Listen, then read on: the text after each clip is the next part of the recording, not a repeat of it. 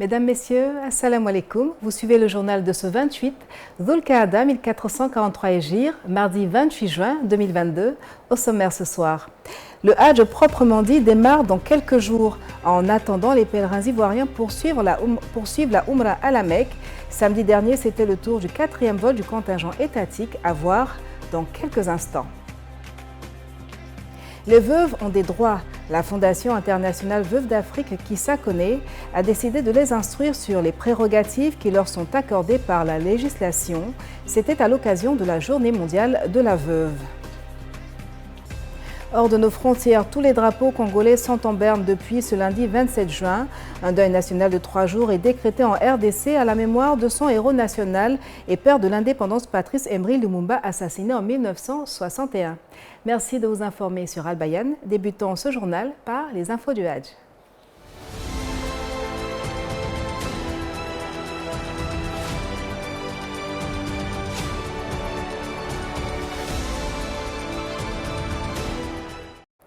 Après la vague des vols charters à destination de la Mecque, les vols réguliers sont effectifs depuis ce dimanche. Le dernier départ a eu lieu cet après-midi aux environs de 15 h, avec à bord 54 candidats pour le Hajj. Certains d'entre eux ont tenu à s'exprimer au micro d'Al-Juma Bokoum. Je suis très heureux de partir, mais je voulais d'abord remercier les autorités gouvernementales et nos guides religieux qui n'ont ménagé aucun effort pour rendre possible tous ces vols. Et donc je tiens à féliciter toute la communauté pour cet élan de solidarité et cette détermination à pouvoir nous permettre de nous rendre sur les lieux saints. C'est le 5e pilier de l'islam, l'un des plus importants pour nous. Et je souhaiterais lancer un appel à toutes mes sœurs. C'est mieux que nous partons jeunes, parce que c'est l'endurance là-bas, c'est le physique. Et tant qu'on a la santé, qu'on est encore jeune, alhamdoulilah, c'est mieux d'y aller maintenant. Et on profitera au maximum le nombre de fois qu'on voudra y aller. Si Dieu nous fait grâce, on ira. Nous demandons à Allah que tout se passe bien, les pèlerins partent en bonne santé et reviennent en bonne santé avec le Hajj exaucé. Que Dieu nous donne nous tous le paradis. Et les pèlerins ivoiriens du 4e vol ont accompli la Umrah, petit pèlerinage, samedi à la maison sacrée de la Mecque, en Arabie Saoudite donc. Après un bref séjour de 3 jours à Médine, les 307 pèlerins ont sacrifié à tradition prophétique en attendant le début du Hajj. Suivant la correspondance de nos envoyés spéciaux, Kamagate Al-Hassan Habiboullah et Kanate Kassoum. Vêtus de la tenue blanche, le ihram, symbole de sacralisation, les pèlerins ivoiriens ont quitté tôt ce samedi Médine pour rallier la terre sainte de la Mecque afin d'accomplir la Umrah, le petit pèlerinage. Sur la route, les pèlerins ont fait escale à Zul Hulayfa à la sortie de Médine pour la prise d'intention au Mikat. Dès cet instant, on récite cette invocation.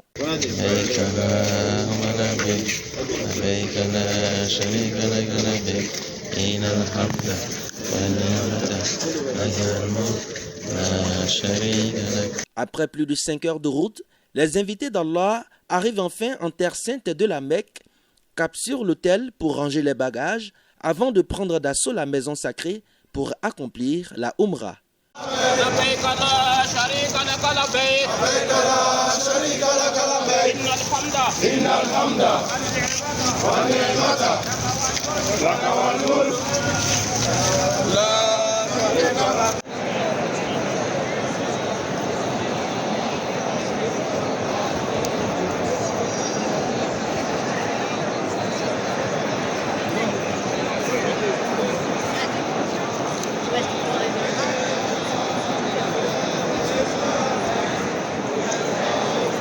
Le petit pèlerinage consiste à faire le tour de la Kaaba et la marche entre le mont Safa et Marwa à 7 reprises.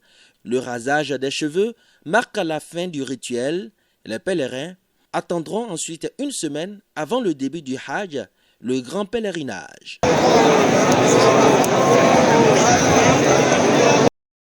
Merci de rester fidèle à la télévision Al Bayan pour suivre le déroulement du Hajj des pèlerins ivoiriens.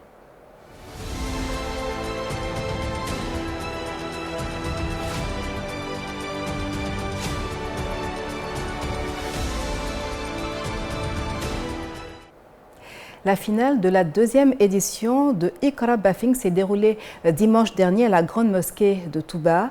L'initiative est de El Hadj Bamba Falikou, doyen des imams du Bafing, en partenariat avec les structures régionales du COSIM, du CODIS et de la LIPSI. Objectif, promouvoir l'enseignement religieux dans les régions du Bafing. Si c'est Daoud Lachik, Yacoub Koné.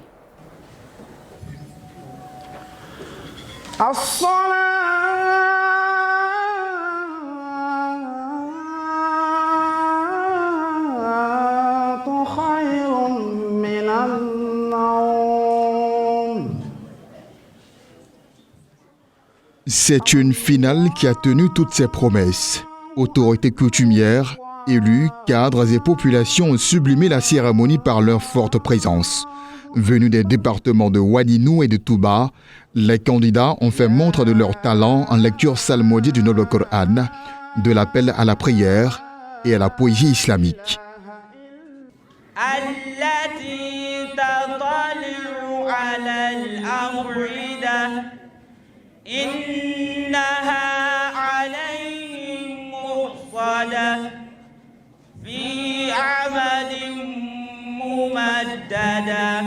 Cette manifestation a pu s'éteindre grâce au soutien des personnes de bonne volonté, du fait de son caractère hautement spirituel.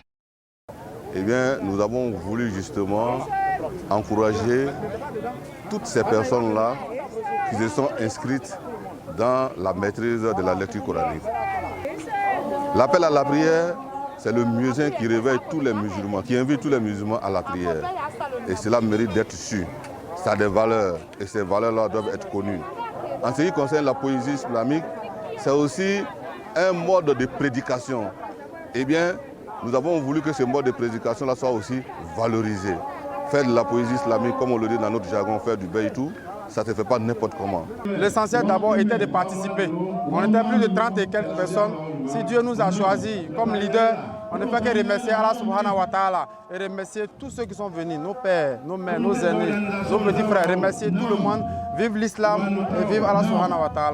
Chaque vainqueur des différentes disciplines est reparti avec des enveloppes, des exemplaires du Noble Coran, dans une ambiance festive. Et on célébrait l'excellence du côté de l'Institut Mahama Sissé Sabil Nadja, situé dans la commune de Koumassi. Cette école confessionnelle a honoré ses élèves au cours d'une cérémonie le samedi dernier. Plus de détails avec Ahmed Bakayeko. Chaque effort mérite récompense. Cette remise de diplôme vient couronner les belles performances réalisées par les pensionnaires de l'Institut. La réussite de ses élèves repose sur les facultés d'adaptation au système d'éducation formelle, un choix payant facilité par l'implication des conseillers pédagogiques. Ces élèves avaient des difficultés pour intégrer le système scolaire ivoirien. Nous avons mis à leur disposition des conseillers pédagogiques pour essayer de relever plutôt le niveau de ces enseignants. Et nous voyons que le fruit l'arbre a mûri et l'arbre a donné de beaux fruits. Nous avons vu que ce matin, il y a des élèves qui ont été... On a cité des élèves qui sont dans les grandes écoles, qui sont dans les universités. Nous voyons que ce que nos conseillers sont en train de faire, il faut les saluer. Grâce aux contributions généreuses, l'école a pu avancer ses bâtiments de 2 niveaux. Le premier niveau comporte 3 salles de classe et une salle d'informatique. Le deuxième, 4 salles de classe et une salle de conférence. Grâce à votre soutien, nous avons pu arriver à la fin de l'année scolaire 2021-2022. Le bagage est lourd.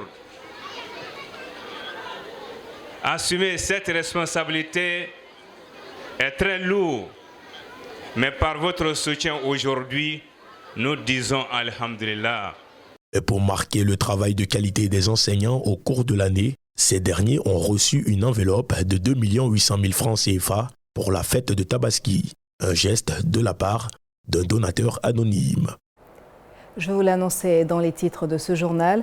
La Fondation internationale Veuves d'Afrique Kissa Koné a informé les veuves sur leurs droits.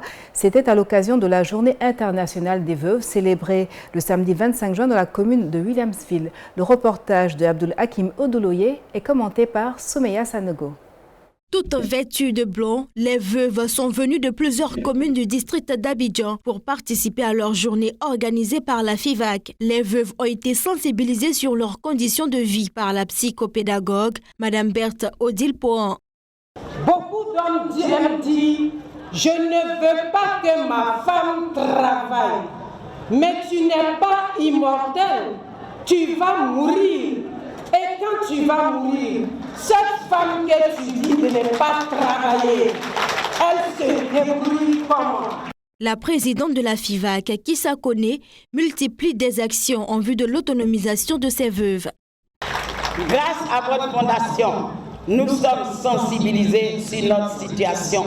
Qu'être veuve n'est pas une fatalité. Madame la présidente de la FIVAC, en plus de tout ce que vous faites, vous utilisez tous les moyens pour porter notre voix auprès des décideurs en défendant toujours notre cause, car vous maîtrisez mieux vos problèmes puisque vous êtes sur le terrain et vous vous frottez aux réalités que chacun parmi nous vit. Nous plaidons également pour une assistance sociale accentuée à l'endroit des veuves, pour la mise en place d'une cellule de protection sociale avec numéro vert, afin de dénoncer toute veuve en situation de veuvage jetée dehors dans le feu de l'action par la belle famille. Prendre des dispositions de sorte que les droits et la situation des veuves soient tout simplement reconnus. Mettre en place des programmes et des politiques d'élimination de toutes sortes de violences à l'égard des veuves et de leurs enfants. Leur fournir une pension et une protection sociale, pas forcément basée sur leur situation matrimoniale.